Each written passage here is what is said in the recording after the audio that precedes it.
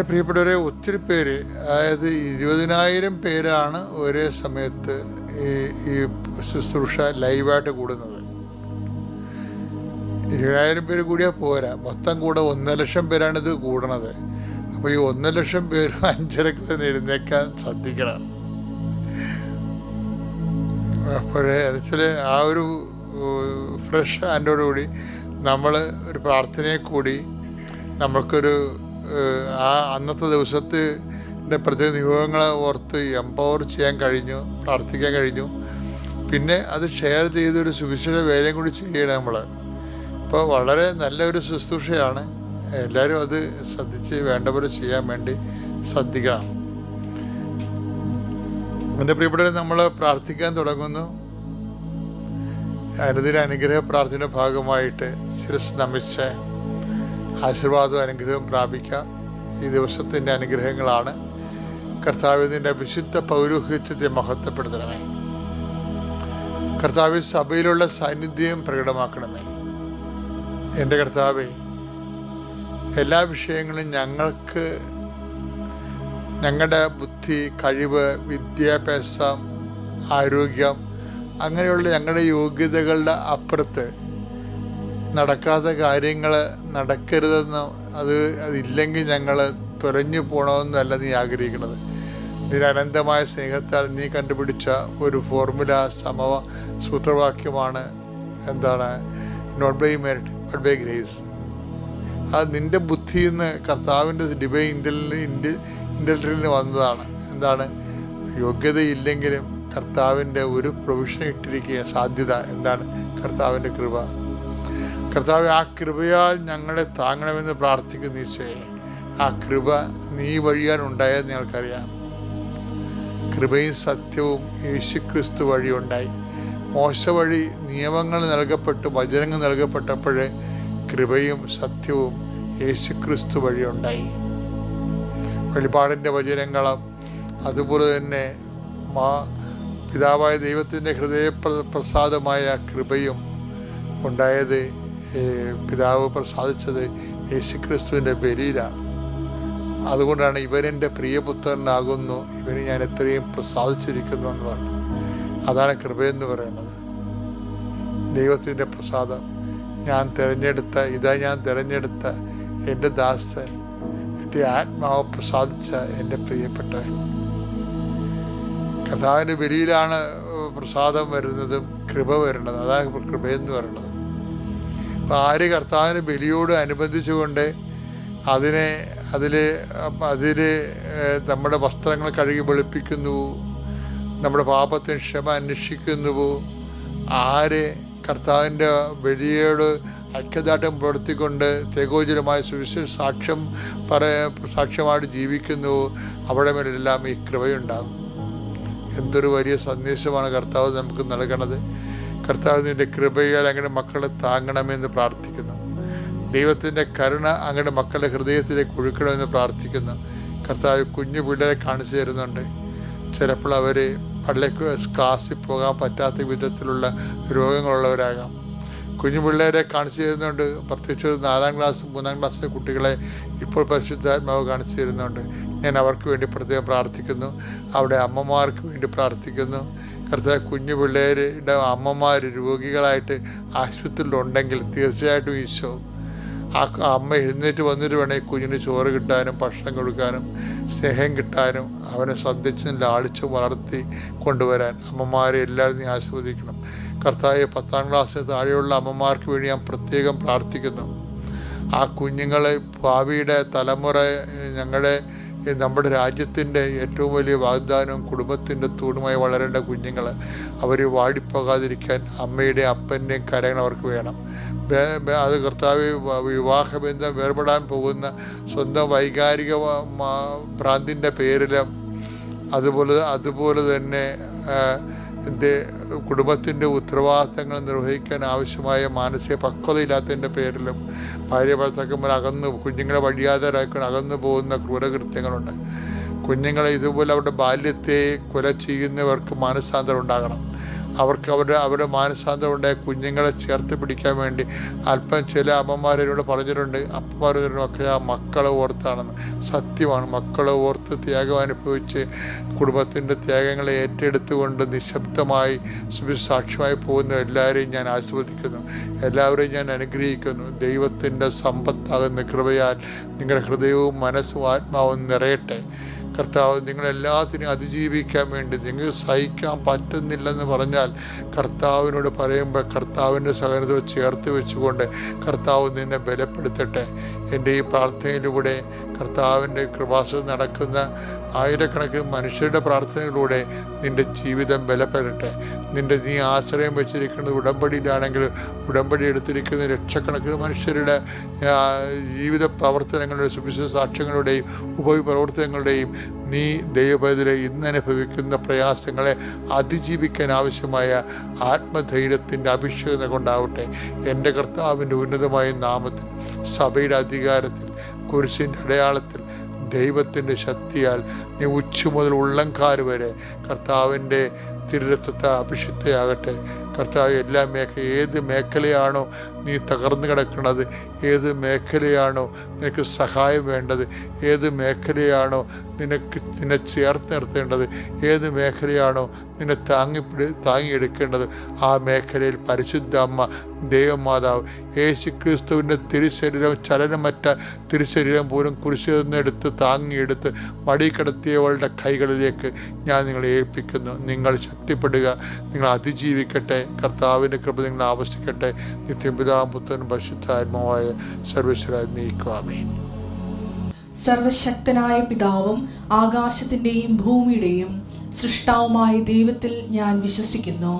അവിടുത്തെ ഏകപുത്രനും ഞങ്ങളുടെ കർത്താവുമായ ഈശോമിശിഹായിലും ഞാൻ വിശ്വസിക്കുന്നു. ഈ പുത്രൻ പരിശുദ്ധാത്മാവിനാൽ ഗർഭസ്ഥനായി കന്യകാമറിയത്തിൽ നിന്ന് പിറന്ന് പൊന്തിയോസ് പീലാത്തോസിന്റെ കാലത്ത് പീഡകൾ സഹിച്ച് കുരിശിൽ തറയ്ക്കപ്പെട്ട് മരിച്ച് അടക്കപ്പെട്ട് പാതാളങ്ങളിൽ ഇറങ്ങി മരിച്ചവരുടെ ഇടയിൽ നിന്ന് മൂന്നാം നാൾ ഉയർത്ത് സ്വർഗത്തിലേക്ക് എഴുന്നള്ളി സർവശക്തിയുള്ള പിതാവായ ദൈവത്തിന്റെ വലതുഭാഗത്തിരിക്കുന്നു. അവിടെ നിന്ന് ജീവിക്കുന്നവരെയും മരിച്ചവരെയും വിധിക്കുവാൻ വരുമെന്നും ഞാൻ വിശ്വസിക്കുന്നു. പരിശുദ്ധാത്മാവിലും ഞാൻ വിശ്വസിക്കുന്നു. വിശുദ്ധ കത്തോലിക്കാ സഭയിലും പുണ്യവാന്മാരുടെ ഐക്യത്തിലും പാപങ്ങളുടെ മോചനത്തിലും ശരീരത്തിന്റെ ഉയർപ്പിലും നിത്യമായ ജീവിതത്തിലും ഞാൻ വിശ്വസിക്കുന്നു. ആമേൻ. സുഖസ്ഥനായ ഞങ്ങളുടെ പിതാവേ, അങ്ങയുടെ നാമം പൂജിതമാകണമേ. അങ്ങയുടെ രാജ്യം വരണമേ. അങ്ങയുടെ തിരുമനസ് സ്വർഗത്തിലെ പോലെ ഭൂമിയിലും ആകണമേ. അന്നു വേണ്ടുന്ന ആഹാരം ഇന്ന് ഞങ്ങൾക്ക് തരണമേ. ഞങ്ങളോട് തെറ്റ് ചെയ്യുന്നവരോട് ഞങ്ങൾ ക്ഷമിക്കുന്നത് പോലെ ഞങ്ങളുടെ തെറ്റുകൾ ഞങ്ങളോടും ക്ഷമിക്കണമേ. ഞങ്ങളെ പ്രലോഭനത്തിൽ ഉൾപ്പെടുത്തരുതേ, തിന്മയിൽ ഞങ്ങൾ രക്ഷിക്കണമേ. ആമേൻ. നന്മ നിറഞ്ഞ മറിയമേ, സ്വസ്തി. കർത്താവ് അങ്ങയുടെ കൂടെ സ്ത്രീകളിൽ അങ്ങ് അനുഗ്രഹിക്കപ്പെട്ടവളാകുന്നു. അങ്ങയുടെ ഉദരത്തിൻ ഫലമായി ഈശോ അനുഗ്രഹിക്കപ്പെട്ടവനാകുന്നു. പരിശുദ്ധ മറിയമേ, തമ്പുരാന്റെ അമ്മേ, പാപികളായ ഞങ്ങൾക്ക് വേണ്ടി ഇപ്പോഴും ഞങ്ങളുടെ മരണസമയത്തും തമ്പുരാനോട് അപേക്ഷിക്കണമേ. ആമേൻ. ഇന്നത്തെ സന്ദേശം പറയുന്നുമ്പേ എൻ്റെ ആമുഖം പറയാറുണ്ട്. എന്ന് വെച്ച് കഴിഞ്ഞാൽ ഒരിക്കലും എൻ്റെ സഹപ്രവർത്തകനില്ലേ വിജയകുമാർ, അദ്ദേഹം ഇവിടെ വന്നത് 2003 വന്നതാണ്. ഇപ്പം 2023 കഴിഞ്ഞ് 25 ഇപ്പം 22 കൊല്ലം അദ്ദേഹം വന്നിട്ട്. അപ്പം അദ്ദേഹം ഒരു നല്ല ബിസിനസ്മാനാണ്. പക്ഷെ അദ്ദേഹത്തിന് ഒത്തിരി പ്രതിയോഗികളുണ്ടായിരുന്നു. CBIയുടെ അന്വേഷണങ്ങൾ വരെ വന്നതാണ്. അപ്പോൾ ഒരിക്കലേ ഞങ്ങൾ കാനഡയിലോ മറ്റേ ചെന്നപ്പോൾ, അവിടെ സുവിശേഷ വേലയ്ക്ക് ചെന്നപ്പോൾ, അവിടുന്ന് 1-2 പേര് പുള്ളിയോട് ചോദിച്ചേ, അവർ ബിസിനസ്മാരുണ്ടായിരുന്നു അവിടെ, ചോദിച്ചേ, സാറേ ഇത് എങ്ങനെയാണ് സാറേ ഇത് ഈ ബിസിനസ്സും സുവിശേഷ വേലയുമായിട്ട് എങ്ങനെ പൊരുത്തപ്പെടുന്നു ചോദിച്ചു. പുള്ളി ഉദ്ദേശിച്ചത് ബിസിനസ്സിൽ പലതരത്തിലുള്ള സൂത്രപ്പണിയും കളത്തരങ്ങളൊക്കെ ചില ആൾക്കാർ കാണിക്കുമല്ലോ. അപ്പം അത് അനുസരിച്ച് പുള്ളി, അപ്പം അങ്ങേക്ക് കുറച്ച് വചനം അറിയാവുന്ന ആളാണ് ആ ബിസിനസ്മാൻ. അയാൾ പറഞ്ഞ്, ഈ ഒട്ടകം സൂചിക്കുഴയിലൂടെ കടക്കണ പോലെയാണല്ലോ ധനവാൻ. ദൈവരാജ്യത്തിൽ പ്രവേശിക്കുന്നത്. അപ്പോൾ സാറിനത് അറിഞ്ഞുകൊണ്ട് തന്നെയാണ് ഈ സുവിശേഷത്തിലേക്ക് ഇറങ്ങിയിരിക്കണം എന്നുള്ളത് വളരെ സ്നേഹത്തോടെ വളരെ അമീക്കബിളായിട്ട് ചോദിച്ചു. പക്ഷെ ഞാനവിടുത്തെ സാറ് എന്താ മറുപടിയോ എന്ന് പറയുന്നു. അപ്പോൾ സാറ് ഉടനെ പറഞ്ഞ വചനം എന്താണെന്നറിയാമോ? സാറ് എന്നെ ഞെട്ടിച്ച് കളഞ്ഞു. ശരിക്കും പറഞ്ഞാൽ സാറ് പറഞ്ഞ് അതൊക്കെ ശരിയായിരിക്കും, പക്ഷേ നമ്മൾ സൂക്ഷിച്ച ബിസിനസ് ചെയ്യണത്, പക്ഷേ ഇൻ കേസ് അവിടെ എന്തെങ്കിലും ദൈവതിരുസന്നിധിയിൽ ഒരു കുറവ് വന്നു കഴിഞ്ഞാൽ അത് കർത്താവ് തന്നെ നോക്കിക്കൊള്ളൂ എന്ന് ഈശോ പറഞ്ഞിട്ടുണ്ടല്ലോ എന്ന് പറഞ്ഞു. അപ്പോൾ ഞാൻ എന്താ സാറ് പറയാൻ പോണത്? സാറ് അവരോട് പറഞ്ഞ മറുപടി ശരിക്കും എന്നെ ഞെട്ടിച്ചു. എന്താ വെച്ചാൽ സാറ് പറഞ്ഞതാണ്, ഇപ്പോൾ ഇൻ കേസ് ദൈവതിരുസന്നിധി നമുക്ക് എന്തെങ്കിലും കുറവുണ്ടെന്ന് ദൈവത്തിന് തോന്നിയാൽ അതിനും പോംവഴിയുണ്ടെന്ന് സാർ പറഞ്ഞു. എന്താ കാര്യം, എന്താ പോംവഴിയുള്ളത്? മത്തായി 19:24 തൊട്ട് ഉള്ള വചനങ്ങൾ പറഞ്ഞു സാറ്. ഈ മത്തായി 19, 24, 25, 26. വീണ്ടും ഞാൻ നിങ്ങളോട് പറയുന്നു, ധനവാൻ സ്വർഗരാജ്യത്തിൽ പ്രവേശിക്കുന്നതിനേക്കാൾ എളുപ്പം ഒട്ടകം സൂചിക്കുഴലിലൂടെ കടക്കുന്നതാണ്. ശിഷ്യന്മാർ ഇത് കേട്ട് വിസ്മയഭരിതരായി അവനോട് ചോദിച്ചു, അങ്ങനെയെങ്കിൽ രക്ഷപ്പെടാൻ ആർക്ക് സാധിക്കും?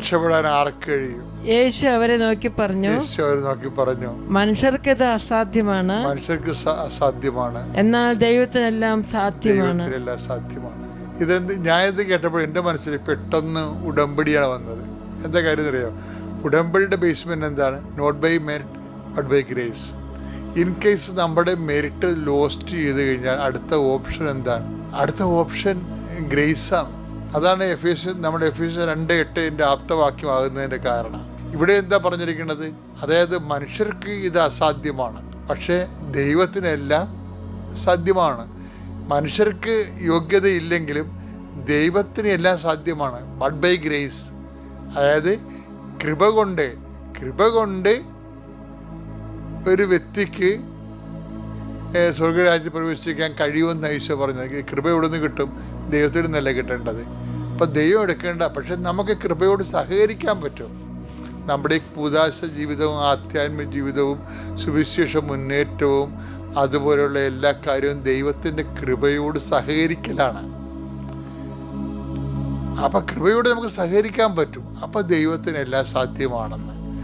അത് അങ്ങനെ സഹകരിക്കുമ്പോൾ എന്താ പ്രശ്നം എന്ന് അറിയാമോ? ഇപ്പം അതറിയണമെങ്കിലേ, അതായത് ഇപ്പം നമുക്ക് മെറിറ്റ് ഇല്ലെങ്കിലും ദൈവത്തിന് കൃപയുള്ളിടത്തോളം കാലം ദൈവത്തിന് നമ്മളെ സഹായിക്കാനുള്ള ഒരു കാലാവസ്ഥ സാഹചര്യം ഉണ്ടായാൽ മതി. ഈ സാഹചര്യം ക്രിയേറ്റ് ചെയ്യുന്നതാണ് നമ്മുടെ ബുദ്ധി എന്ന് പറയുന്നത്. അപ്പോൾ ഇത്രയും സീരിയസ് ആണ് ആധ്യാത്മിക ജീവിതം.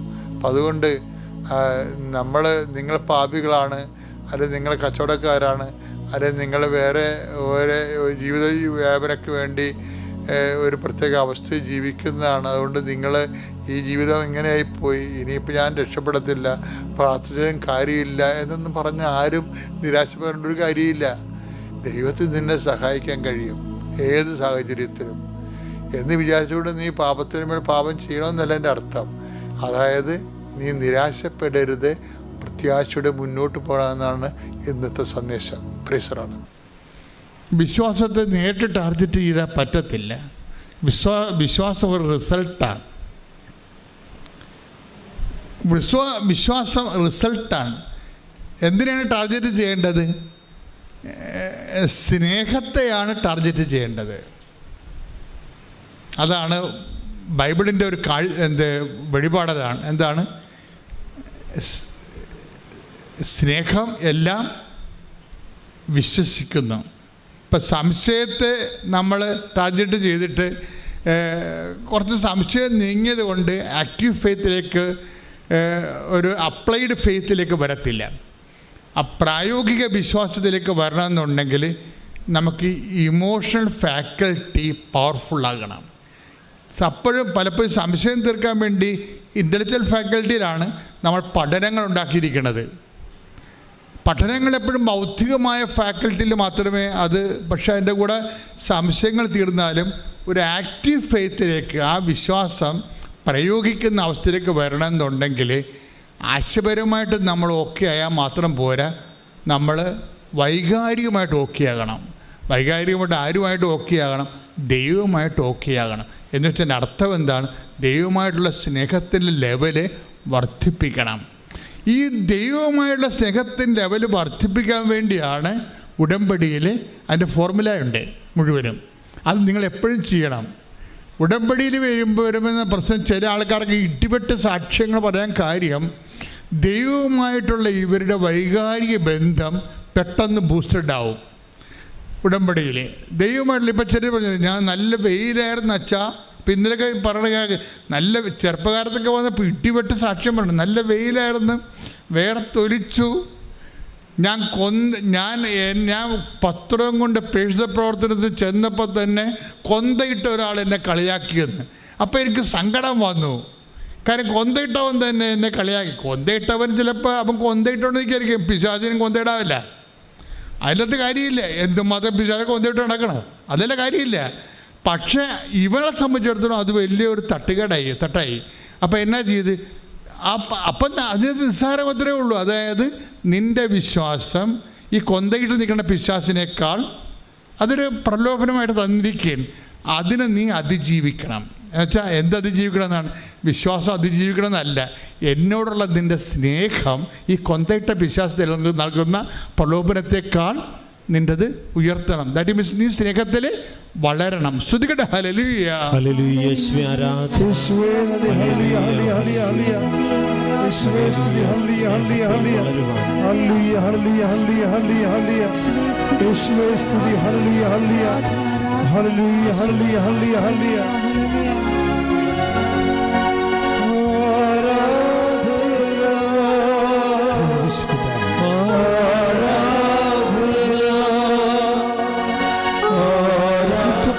ദിവ്യകാരുണ്യത്തിന്